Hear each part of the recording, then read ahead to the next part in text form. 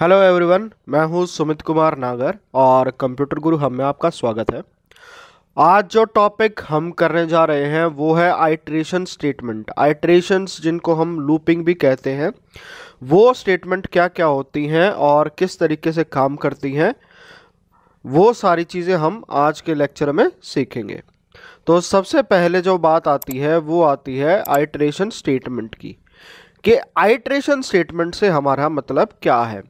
Iteration statement जिनको हम loop statement भी कहते हैं, वो क्या करती हैं, वो स्टेटमेंट बार बार जो है वो एग्जीक्यूट होती है, यानी कि सेम स्टेटमेंट 10 बार 20 बार 30 बार 4000 बार या 5000 बार एग्जीक्यूट हो जाए।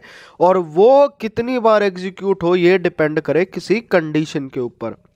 लूप स्टेटमेंट हमें कब यूज़ करनी पड़ती है, जब हमें ये रिक्वायरमेंट होती है कि हमें कोई चीज़ बार बार काम करना है, बट उसके अंदर हमें क्या है, स्लाइटली सी क्या करनी है, एक वैल्यू डिफर करनी है। तो उस टाइम पे हम जो है आइट्रेशन स्टेटमेंट यूज़ करते हैं।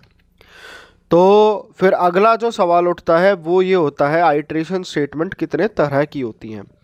आइट्रेशन स्टेटमेंट अगर हमें यूज़ करनी है पाइथन के अंदर तो ये 3 तरह की होती हैं, जिसके अंदर आता है हमारा while loop, for loop and nested for loops.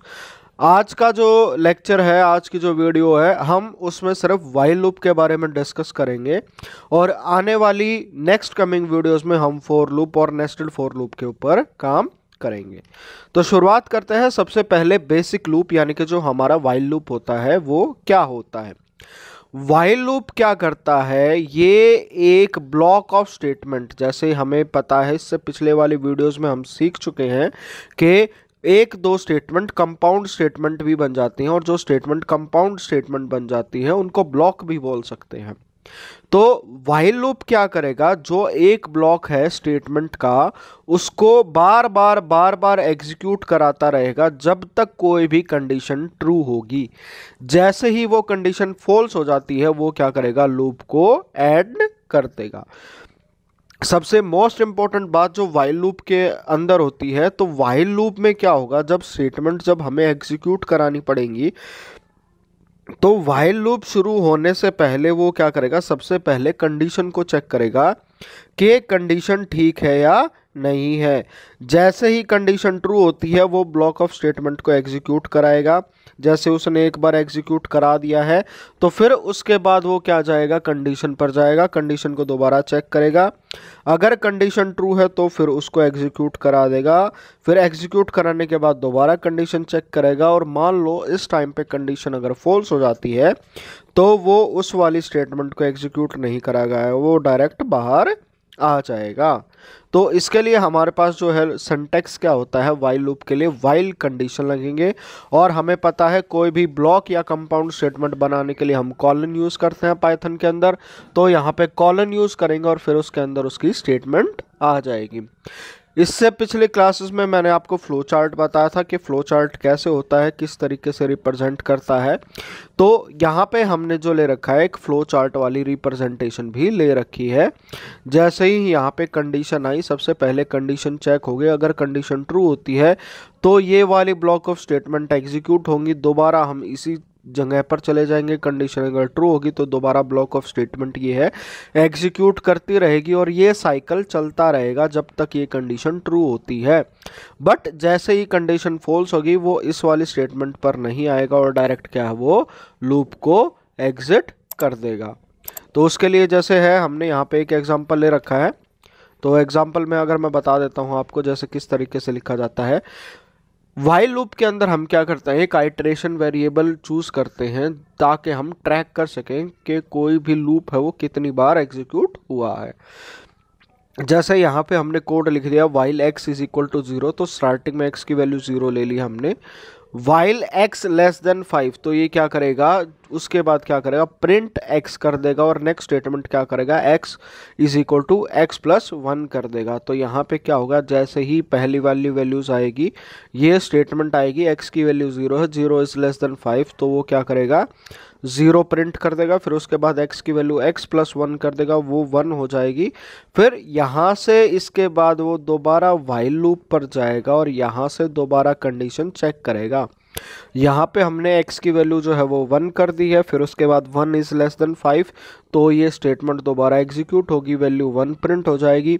1 + 1 value 2 हो गई, फिर 2 इज़ लेस देन 5, तो ये चेक करता रहेगा जब तक x की वैल्यू 5 नहीं हो जाती। जैसे ही x की वैल्यू 5 हो जाती है तो वो क्या करेगा, x is equal to 5, 5 is equal to 5 not less than 5, तो वो क्या करेगा, लूप एग्जीक्यूट कर देगा और हमारे पास ये वाली आउटपुट आ जाएगी। तो इसका मैं आपको प्रैक्टिकल एग्जांपल भी करके दिखाऊंगा, पर हम पहले सीख लेते हैं। फिर जो नेक्स्ट चीज़ आती है जो वाइल लूप के साथ हम यूज़ कर सकते हैं, वो होता है वाइल लूप विद एल्स। अब तक हमने जितनी भी वीडियो देखी हैं, जितना भी पाइथन का सिलेबस कवर अप किया है, उसके अंदर हमने ये देखा था कि सिर्फ इफ़ के साथ जो है हम एल्स का यूज़ कर सकते हैं, बट हमारे पास एक और फैसिलिटी आती है जिसके अंदर हम वाइल के साथ एल्स का यूज़ कर सकते हैं। और ये किस केस में किया जाएगा, जैसे ही वाइल की कंडीशन फॉल्स होती है तो वो क्या करेगा, एक एल्स वाली स्टेटमेंट को भी एग्जीक्यूट करा देगा। सिंटैक्स के अंदर कुछ नहीं, सिंटैक्स के अंदर वाइल के साथ एक एल्स जुड़ जाएगा जिसके साथ कोलन लगाकर हम उसकी कंपाउंड स्टेटमेंट बना देंगे।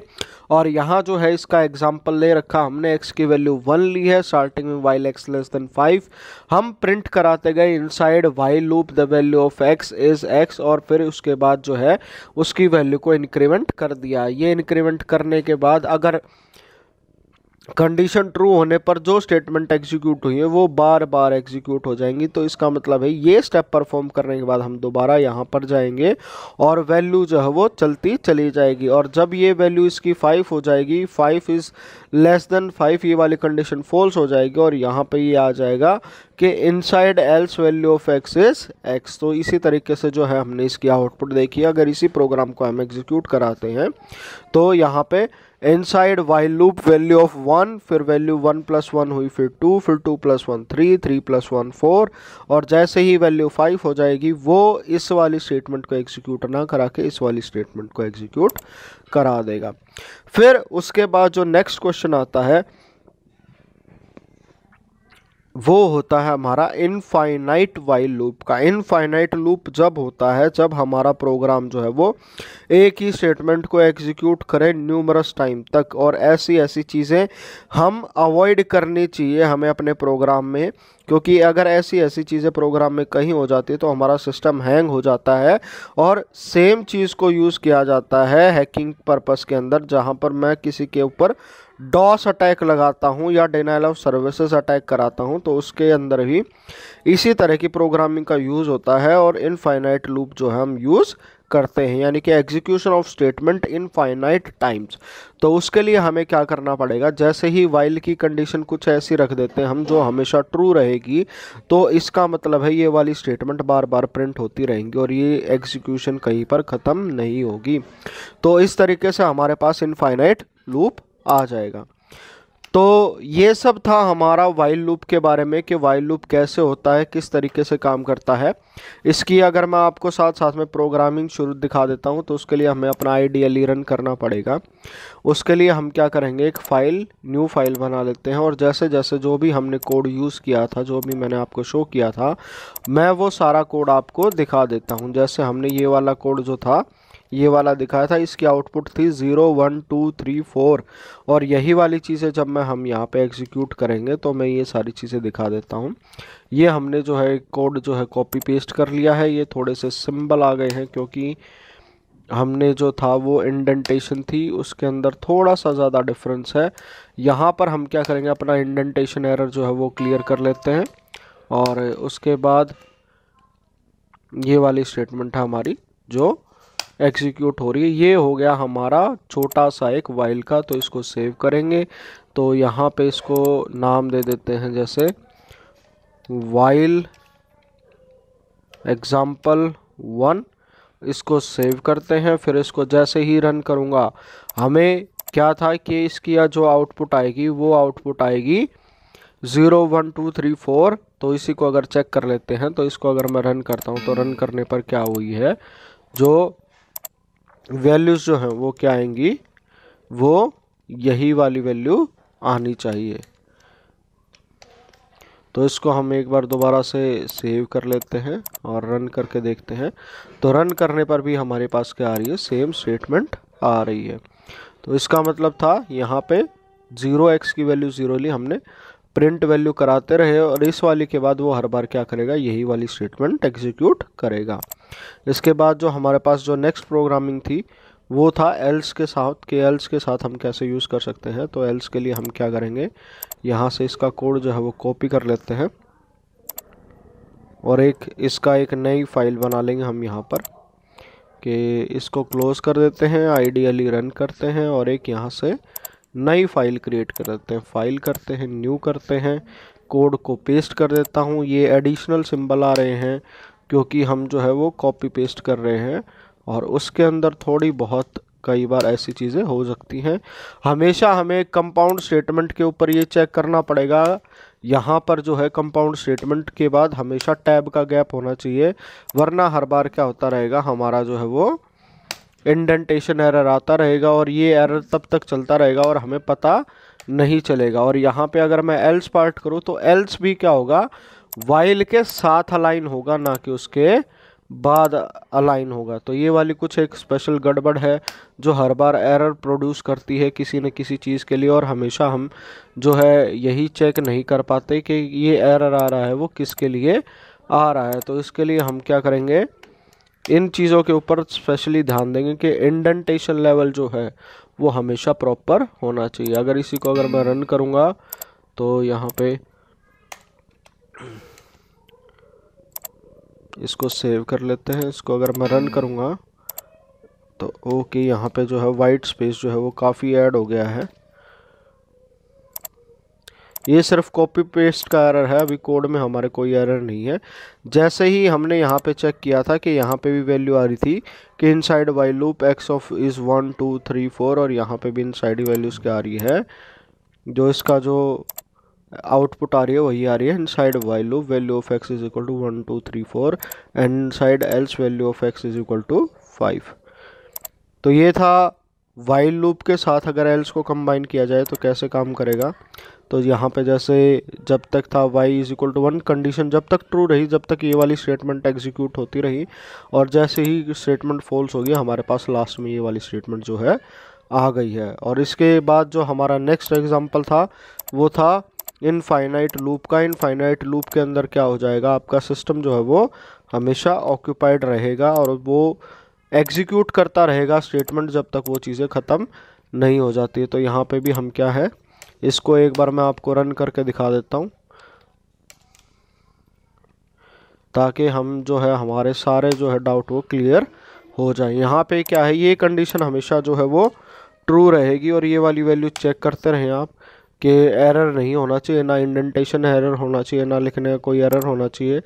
अगर इसी को अगर मैं सेव करता हूँ और फिर यहाँ पे इसका नाम दे देते हैं इनफाइनाइट लूप वाइल के थ्रू, फिर इसको अगर मैं एग्जीक्यूट करता हूँ फिर इसके, तो देखिए यहाँ पे ये क्या है, इनफाइनाइट टाइम्स तक हेलो एग्जीक्यूट करता रहेगा और मेरा प्रोग्राम यहीं अटका रहेगा, इसके अलावा और कुछ नहीं होगा। तो जो कोई भी स्टेटमेंट ऐसे एग्जीक्यूट करती है उसको इनफाइनाइट लूप बोला जाता है, जब तक इसको बंद नहीं करूँगा ये चलता ही रहेगा। तो आई होप आपका कंसेप्ट क्लियर हो गया। अगर आपको कोई डाउट है तो श्योरली आप मुझे बताइए, आप उसके लिए कमेंट कर सकते हैं। और अगर आपको वीडियो अच्छी लगी है तो लाइक शेयर एंड सब्सक्राइब ज़रूर कीजिएगा। पहली बार आए तो सब्सक्राइब कीजिएगा और साथ साथ बेल आइकन को प्रेस कीजिएगा ताकि सबसे पहले आपके पास नोटिफिकेशन पहुंच जाए जैसे ही नया लेक्चर अपलोड होता है।